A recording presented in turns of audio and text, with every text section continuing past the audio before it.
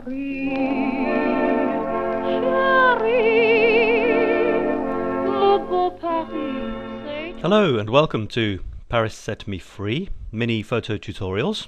Good morning, it's morning for me, just got up, and today we're going to look at a shot which was taken on the fly, as very often shots which end up being some of your favourites are, not expecting to see it, but knowing that you might find the unexpected, if you see what I mean. This was the first of a series of shots. Just to give you a bit of context, I'm strolling along the Champs-Élysées, the way you do, and I've got this new camera. In fact, it's an old camera, it's not new, but my camera, my darling Nikon, is broken at the moment, so waiting for it to be repaired. I've got some thing which is replacing it. I won't name it, and I'm giving it a go.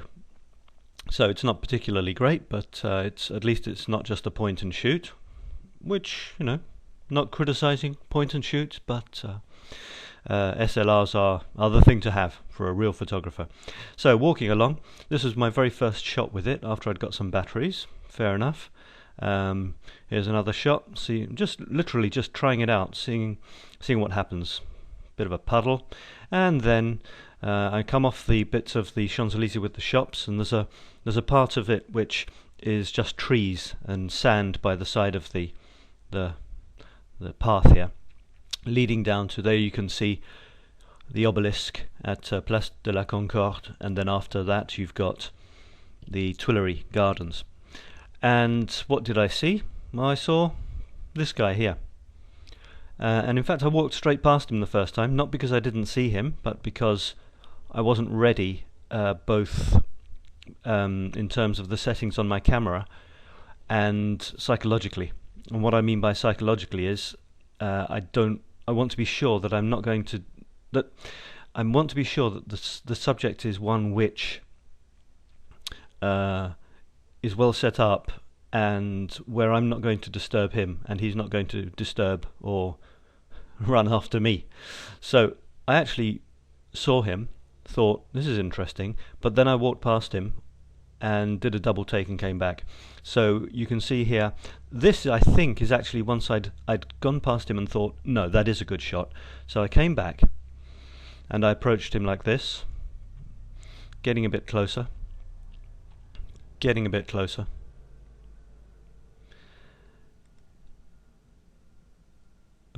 You can see that's closer because look at these two here. They're almost parallel with him there, and in the one before they're not. So you can see that I'm walking with them, so need obviously quite a fast shutter speed for that.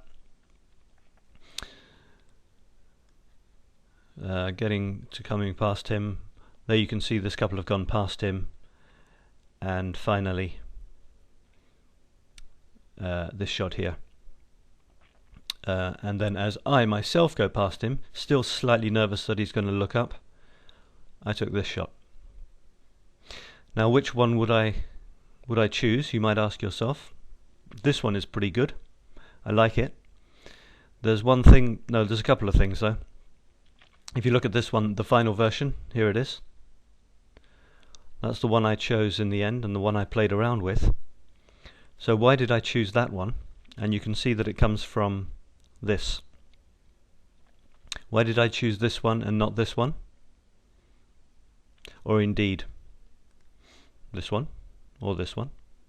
Well, let's have a look. Now here the silhouette is great. I was attracted to this shot because of this great silhouette effect of this kind of almost a praying monk or priest or something, plus the dog. So I wanted to take it from the side. This one here, although it's nice in that there's a nice angle here, leading from the edge of his shadow or from his back diagonally past the dog, the sign and the can. So I would have cropped this more tightly here probably.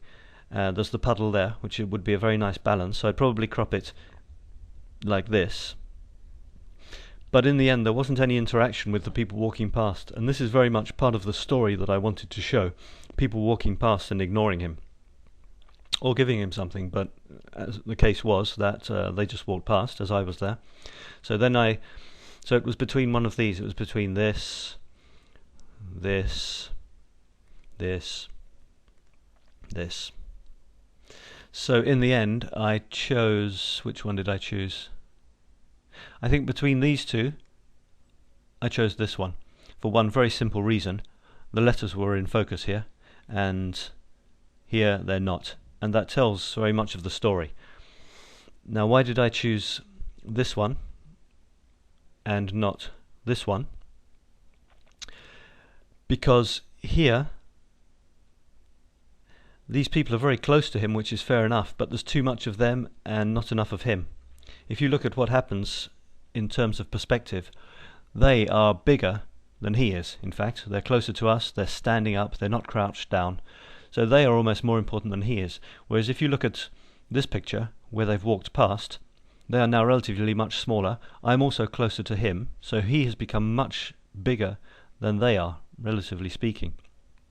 And what this has also allowed me to do is concentrate purely on him and them by chopping them around about the level of their legs. And then there's a diagonal between him and the legs, as you can see in the final shot, which gives a certain poignancy of this guy sitting there. You don't know what he's thinking. You can think that he's sleeping, or that he's praying, or that he's despairing, whatever you want.